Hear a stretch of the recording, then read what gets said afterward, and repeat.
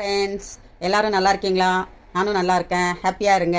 இன்றைக்கி நம்ம வீட்டில் மதியம் லஞ்சு பீர்க்கங்காய் கடையல் செய்ய போகிறோம். அதுக்கு தேவையான பொருட்கள் என்னென்னு பார்க்கலாம் வாங்க.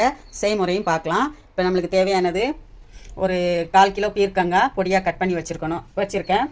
ஒரு 100 கிராம் சின்ன வெங்காயம், ஒரு 3 தக்காளி, மீடியம் சைஸ் 3 தக்காளி, ஒரு 1/4 ஸ்பூன் மஞ்சத்தூள், பூண்டு பல் ஒரு 10 பல், அப்புறம் பச்சை மிளகாய் ஒரு 3, கருவேப்பிலை தேவைக்கு, மிளகாத்தூள். இதுக்கு மசாலா எதுவுமே போட மாட்டோம். நம்ம மசாலா இல்லாத பீர்க்கங்காய் இதுதான். மிளகாத்தூள் ஒரு 1/2 ஸ்பூனு மிளகாத்தூள், தேவையான கல்லுப்பு, தேவையான கொத்தமல்லி. இதுக்கு எந்த மசாலாவும் சேர்க்க மாட்டோம். இவ்வளோ தான் மசாலா. பச்சை மிளகாவும் அந்த 1/2 ஸ்பூன் மிளகாத்தூளும் தான். மசாலா பொடி, சாம்பார் தூள், மீன் மசாலா, கறி மசாலா எதுவுமே சேர்க்க மாட்டோம். மசாலா இல்லாத பீர்க்கங்காய் கடைசல் இன்றைக்கி மதியம் லஞ்சுக்கு நம்ம வீட்டில் அதுதான். எப்படி செய்யலாம்னு பார்க்கலாம் வாங்க. மண் சட்டியில் தான் செய்ய போகிறோம். மண் சட்டியில் செஞ்சால் நல்லா டேஸ்ட்டாக இருக்கும். மண் சட்டியில் செய்ய போகிறோம். எப்படி செய்யலாம் பார்க்கலாம். அடுப்பில் வச்சுருக்கோம். ஸ்டவ் ஆன் பண்ணிக்கலாம். மீடியமாக வச்சுக்கோங்க ஸ்டவ், ரொம்ப ஹையில் வைக்காதீங்க. மண் சட்டி. இப்போ நம்மக்கிட்ட நல்லெண்ணெய் இருக்குது. நல்லெண்ணெய் தான் நம்ம யூஸ் பண்ணணும். உங்ககிட்ட இருந்தால் செக்கில் ஆட்டின எண்ணெய் தான் இது. செக்கில் ஆட்டின நல்லெண்ணெய் தான் யூஸ் பண்ணணும். உங்ககிட்ட நல்லெண்ணெய் இல்லைன்னா வேறு எந்த எண்ணெய் யூஸ் பண்ணாலும் நீங்கள் பண்ணிக்கோங்க. இப்போ ஒரு 4 ஸ்பூன் நல்லெண்ணெய் ஊற்றிக்கலாம். 4 ஸ்பூன் அளவு நல்லெண்ணெய் ஊற்றிக்கலாம். இப்போ இந்த நல்லெண்ணெய் சூடானதும் ஒரு 1/4 ஸ்பூன் வெந்தயம் போட்டுக்கலாம். நல்ல மணமாக இருக்கும் வெந்தயம் போட்டால். வெந்தயம் போடுறவங்க போட்டுக்கலாம். வெந்தயம் போட்டால் நல்ல மணமாக இருக்கும். எண்ணெய் சூடானதும் வெந்தயம் போட்டுக்கலாம். ஒரு 1/4 ஸ்பூன் அளவு சோம்பு, அது மாதிரி ஒரு 1/4 ஸ்பூன் ஜீரகம். இதெல்லாம் மணம்தான் கொடுக்கும் உங்களுக்கு. அதுக்காக தான் இதெல்லாம் சேர்க்கறது. நல்லா கமகமான வாசனையாக இருக்கும் குழம்பு. இப்போ 1/4 ஸ்பூன் கடுகு.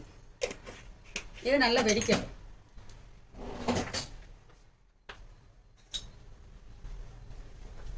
இது நல்லா வெடிக்கணும் எண்ணெய். இப்போ நம்ம போட்ட பொருள் வெந்தயம், ஜீரகம், கடுகு எல்லாம் வெடிக்குது. இந்த ஸ்டேஜில் நம்ம வெங்காயம் 100 கிராம் சின்ன வெங்காயம் வச்சுருந்தோம். வெங்காயம் சேர்த்துக்கலாம்.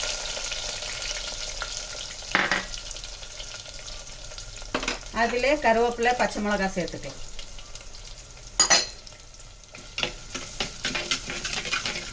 நம்ம இதிலே பூண்டு சேர்த்துக்கலாம். ஒரு 10 பல் பூண்டு வச்சுருந்தோம். பூண்டு சேர்த்துக்கலாம். இது நல்லா வதங்கிறதுக்கு உப்பு சேர்த்துக்கலாம். கல்லுப்பு. இதுக்கு தேவையான கல்லுப்பு சேர்த்துக்கணும்.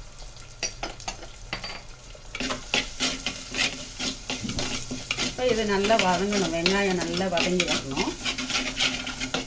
நம்ம சும்மா எல்லாத்தையும் போட்டு பச்சையை அவிச்சிட்டு கூட தாளிச்சிக்கலாம். இல்லை முதலே தாளிக்கிறதுனாலும் இந்த மாதிரி தாளிச்சிக்கிடுங்க. இல்லை உங்களுக்கு வசதி எப்படியோ அப்படி செஞ்சுக்கலாம். எல்லாம் வெங்காயம், தக்காளி, பூண்டு, பீர்க்கங்காய் எல்லாம் போட்டு வேக வச்சு நல்லா கடைஞ்சிட்டு அப்புறம் கூட தாளிப்பு கொடுத்துக்கலாம். நான் முதலே தாளிச்சிக்கிறேன். உங்களுக்கு எப்படி வசதியோ அப்படி செஞ்சுக்கலாம். இப்போ இதில் மஞ்சத்தூள் வச்சுருந்தோம். ஒரு 1/4 ஸ்பூன் மஞ்சத்தூள். வெங்காயம் நல்லா வதங்கிடுச்சு. நம்ம வெங்காயம் வதங்கினதும் நம்ம இதில் 3 தக்காளி வச்சுருக்கோம். மீடியம் சைஸு 3 தக்காளி சேர்த்துக்கலாம்.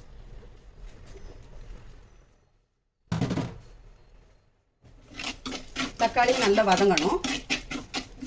இந்த தக்காளி சேர்த்த பிறகு நம்ம ஒரு 1/2 ஸ்பூன் மிளகாத்தூள் வச்சுருக்கோம். காரத்துக்கு உங்களுக்கு தேவைன்னா 1 ஸ்பூன் சேர்த்துக்கலாம். நான் எங்கள் காரத்துக்கு 1/2 ஸ்பூன் சேர்த்துருக்கேன். உங்களுக்கு எவ்வளோ தேவையோ நீங்கள் சேர்த்துக்கலாம். நான் மிளகாத்தூள் சேர்த்துக்கிறேன் 1/2 ஸ்பூன்.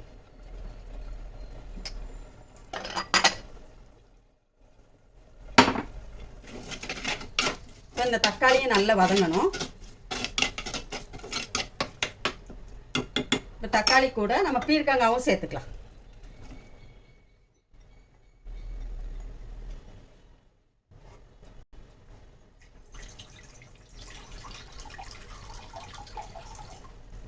இப்போ இந்த பீர்க்கங்காய் வேகிறதுக்கு, தக்காளி பீர்க்கங்காய் எல்லாம் வேகிறதுக்கு கொஞ்சம் தண்ணி சேர்த்துக்கலாம். ஒரு 1/2 கிளாஸ் மாதிரி தண்ணி சேர்த்துக்கோங்க. தண்ணி சேர்த்துட்டு நல்லா கிளறி விட்டுக்குங்க. எல்லா பக்கமும் கிளறி விட்டுட்டு நம்ம இதை லிட்டு போட்டு வேக விடலாம். இப்போ வெந்த பிறகு பார்க்கலாம். இப்படி வெந்திருக்குன்னு. நம்ம தண்ணி இல்லைன்னா தண்ணி சேர்க்கணும், இல்லை அடி பிடிச்சிரும். இப்போ இன்னும் வேகணும். காய் வேகணும். இதில் உங்களுக்கு புளிப்பு அதிகமாக வேணும்னா கொஞ்சம் புளி சேர்த்துக்கலாம். ஒரு 1/2 எலுமிச்சை சைஸ் அளவு புளி சேர்த்துக்கலாம். எனக்கு தக்காளி புளிப்பே போதுங்கிறதுனால நான் 3 தக்காளி போட்டிருக்கேன். உங்களுக்கு புளிப்பு வேணும்னா ஒரு 1/2 எலுமிச்சை சைஸ் புளிப்பு சேர்த்துக்கலாம். இப்போ இன்னும் வேகட்டும் பார்க்கலாம்.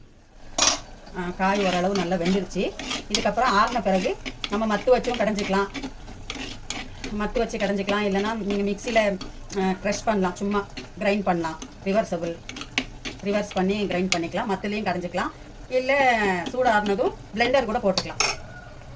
இப்போ இந்த ஸ்டேஜில் ஸ்டவ் ஆஃப் பண்ணிட்டு நம்ம ஆற விடணும். இப்போ நம்ம கொத்தமல்லி சேர்த்துக்கலாம். கழுவி வாஷ் பண்ணி வச்சுருக்கேன், இந்த கொத்தமல்லியை சேர்த்துக்கலாம். இவ்வளோதான், கடைசல் ரெடி ஆகிடுச்சு. நம்ம இப்போ கிரைண்ட் பண்ணிக்கலாம், இல்லைனா பிளெண்டரில் அடிச்சிக்கலாம் லைட்டாக, இல்லைனா நம்ம மத்து வச்சு கடைஞ்சிக்கலாம். இவ்வளோதான், நம்ம பீர்க்கங்காய் கடைசல் ரெடி ஆகிடுச்சு. நீங்களும் பாருங்கள், செஞ்சு பாருங்கள், எப்படி இருக்குன்னு சொல்லுங்கள். எனக்கு கமெண்ட் பண்ணுங்கள், ஷேர் பண்ணுங்கள், லைக் பண்ணுங்கள், சப்ஸ்கிரைப் பண்ணுங்கள். எங்கள் பெப்பர் சமையல் சேனலுக்கு சப்போர்ட் பண்ணுங்கள். இன்ஷா அல்லாஹ் அடுத்த வீடியோவில் பார்ப்போம். உங்களுக்காக நான் துவா செய்கிறேன், எங்களுக்காக நீங்கள் துவா செய்யுங்க. அஸ்ஸலாமு அலைக்கும். இப்போது பீர்க்கங்காய் கடைசல் ரெடி.